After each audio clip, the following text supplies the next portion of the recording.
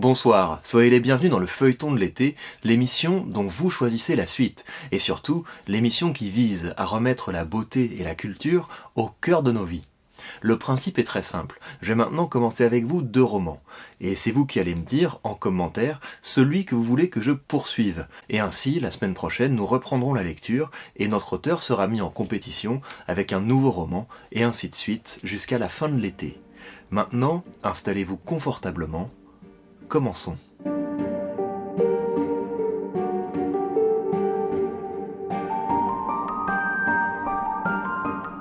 Pour commencer notre feuilleton, j'ai choisi Derrière chez Martin de Marcel Aimé. En voici les premières pages. Il y avait un romancier, son nom était Martin, qui ne pouvait pas s'empêcher de faire mourir les principaux personnages de ses livres, et même les personnages de moindre importance. Tous ces pauvres gens, pleins de vigueur et d'espoir au premier chapitre, mouraient, comme d'épidémie, dans les 20 ou 30 pages, et bien souvent dans la force de l'âge. Ces hécatombes avaient fini par faire du tort à l'auteur. On disait ordinairement qu'il avait un génie magnifique, mais que tant de morts prématurées rendaient, par trop déprimantes, la lecture de ses romans les plus beaux. Et on le lisait de moins en moins. La critique elle-même, qui avait encouragé ses débuts, commençait à se lasser d'une aussi sombre disposition, insinuant que cet auteur était à côté de la vie, et l'écrivant même. Martin, pourtant, était un homme très bon. Il aimait bien ses personnages et n'aurait pas demandé mieux que de leur assurer une longue existence, mais c'était plus fort que lui. Dès qu'il arrivait vers les derniers chapitres, les héros de ses romans lui claquaient dans la main. Il avait beau s'ingénier à les garder saufs, toujours survenait-il quelque fatalité qui les lui ravissait. Une fois, il avait réussi, en sacrifiant d'ailleurs tous les autres personnages, à faire vivre une héroïne jusqu'à la dernière page. Et déjà il se félicitait lorsqu'une embolie emporta la pauvre fille à 15 lignes de la fin. Une autre fois, il avait entrepris d'écrire un roman dont l'action se passait dans une école maternelle, afin que les plus âgés de ses personnages n'eût pas plus de 5 ans. Il pensait avec raison que l'innocence de cet âge, comme aussi bien la vraisemblance, désarmerait l'implacable destin. Par malheur, il s'était laissé écrire un roman fleuve, si bien qu'au bout de 1500 pages, les bambins étaient devenus vieillards branlants, ils n'avaient pu résister à recueillir leur dernier soupir. Un jour, Martin se trouvait dans le bureau de son éditeur, auquel il demandait une avance d'argent avec un sourire modeste. L'éditeur souriait aussi, mais d'un air qui ne disait rien de bon. Et en effet, détournant la conversation, il demanda « À propos, est-ce que vous nous préparez un roman ?»« Oui, justement, répondit Martin, j'en ai déjà écrit plus du tiers. » « Et vous êtes content ?»« Oh oui, fit Martin avec chaleur, je suis vraiment content. Je ne voudrais pas me flatter, mais je crois n'avoir jamais été aussi heureux dans le choix des personnages et des situations. Tenez, je vais vous dire en 2 mots de quoi il s'agit. » Et Martin exposa le sujet de son roman. C'était l'histoire d'un chef de bureau nommé Alfred Soubiron, âgé de 45 ans, qui avait des yeux bleus et une petite moustache noire. Cet excellent homme vivait heureux avec son épouse lorsque sa belle-mère, soudain rajeunie par une opération de chirurgie esthétique, lui inspirait une passion incestueuse qui ne le laissait plus en repos. « Ah, très bien, murmura l'éditeur, très bien, mais dites-moi, sous les apparences de la jeunesse, la belle-mère de ce monsieur Soubiron n'en a pas moins 71 ans.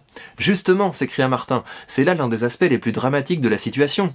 J'entends bien, mais à 71 ans, pour peu que la providence ne soit pas très bienveillante, la vie ne tient qu'à un fil. Cette femme-là est d'une constitution exceptionnellement robuste, assura Martin. Quand je pense avec quelle vaillance elle a su supporter...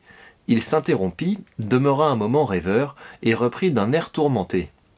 Évidemment, une personne aussi âgée est toujours à la merci d'un accident, sans compter que le choc des passions peut hâter l'usure d'un organisme, malgré tout fatigué. Au fond, c'est vous qui êtes dans le vrai. Mais non, protesta l'éditeur, 1000 fois non. Ce que j'en disais là, au contraire, était pour vous mettre en garde contre la tentation. Vous n'allez tout de même pas vous priver d'une femme indispensable au développement de l'action. Ce serait une folie.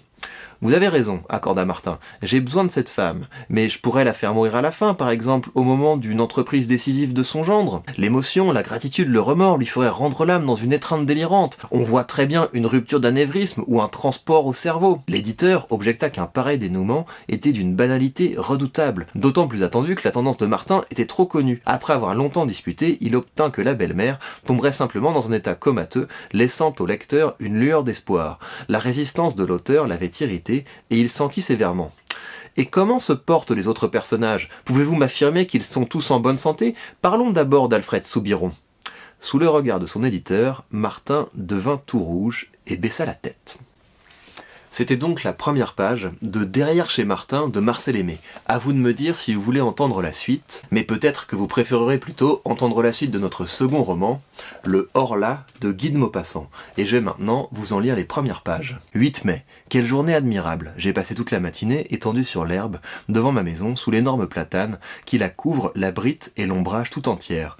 J'aime ce pays et j'aime y vivre parce que j'y ai mes racines, ces profondes et délicates racines qui attachent un homme à la terre où sont nés et morts ses aïeux, qui l'attachent à ce qu'on pense et à ce qu'on mange, aux usages comme aux nourritures, aux locutions locales, aux intonations des paysans, aux odeurs du sol, des villages, de l'air lui-même. J'aime ma maison où j'ai grandi. De mes fenêtres, je vois la Seine qui coule, le long de mon jardin, derrière la route, presque chez moi. La grande et large Seine qui va de Rouen au Havre, couverte de bateaux qui passent. À gauche, là-bas, Rouen, la vaste ville, aux toits bleus, sous le peuple pointu des clochers gothiques. Ils sont innombrables, frêles ou larges, dominés par la flèche de fonte de la cathédrale et pleins de cloches qui sonnent dans l'air bleu des belles matinées, jetant jusqu'à moi leur doux et lointain bourdonnement de fer, leur chant d'airain que la brise m'apporte, tantôt fort et tantôt plus affaibli, suivant qu'elle s'éveille ou qu'elle s'assoupit. Comme il faisait bon ce matin. Vers 11h, un long convoi de navires, traîné par un remorqueur, gros comme une mouche, et qui râlait de peine en vomissant une fumée épaisse défilant devant ma grille. Après deux goélettes anglaises dont le pavillon rouge ondoyait sur le ciel, venait un superbe 3-mâts brésilien, tout blanc, admirablement propre et luisant.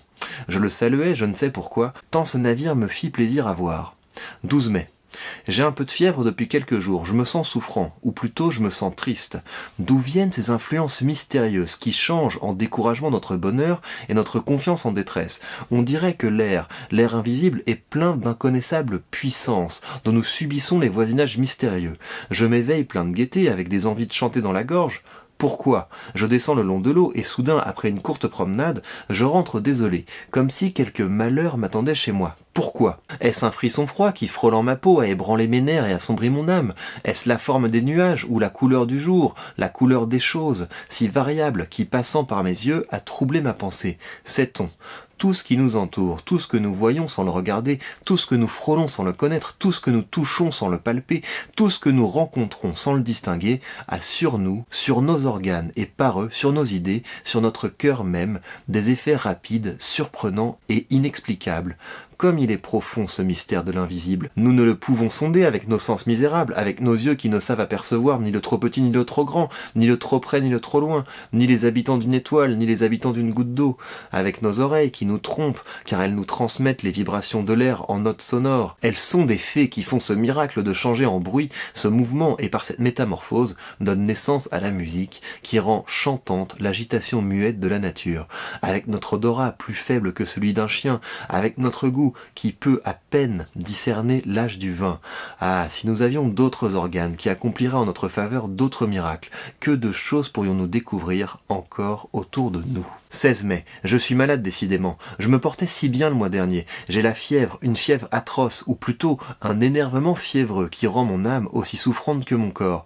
J'ai sans cesse cette sensation affreuse qu'un danger me menace. J'ai sans cesse cette sensation affreuse d'un danger menaçant, cette appréhension d'un malheur qui vient ou de la mort qui approche, ce pressentiment qui est sans doute l'atteinte d'un mal encore inconnu, germant dans le sang et dans la chair. 18 mai. Je viens d'aller consulter mon médecin, car je ne pouvais plus dormir. Il m'a trouvé le pouls rapide, l'œil dilaté, les nerfs vibrants, mais aucun symptôme alarmant. Je dois me soumettre aux douches et boire du bromure de potassium. 25 mai. Aucun changement, mon état vraiment est bizarre. À mesure qu'approche le soir, une inquiétude incompréhensible m'envahit, comme si la nuit cachait pour moi une menace terrible. Je dîne vite, puis j'essaie de lire, mais je ne comprends pas les mots. Je distingue à peine les lettres. Je marche alors dans mon salon, de long en large, sous l'oppression d'une crainte confuse et irrésistible. La crainte du sommeil et la crainte du lit. Vers 2h, je monte dans ma chambre. À peine entré, je donne 2 tours de clé et je pousse les verrous. J'ai peur. De quoi? Je ne redoutais rien jusqu'ici. J'ouvre mes armoires. Je regarde sous le lit, j'écoute. Quoi? Eh bien, ce sera à vous de me dire si vous voulez entendre la suite. Je vous laisse donc choisir en commentaire, est-ce que vous préférez que je poursuive la lecture de Derrière chez Martin de Marcel Aimé, ou est-ce que vous voulez que je poursuive la lecture du Horla de Guy de Maupassant? Nous ferons les comptes en fin de semaine. Ensuite, nous reprendrons la lecture du roman que vous avez préféré, puis nous commencerons un nouveau texte. D'ici là, je vous souhaite un très bel été, un été plein de culture et de beauté.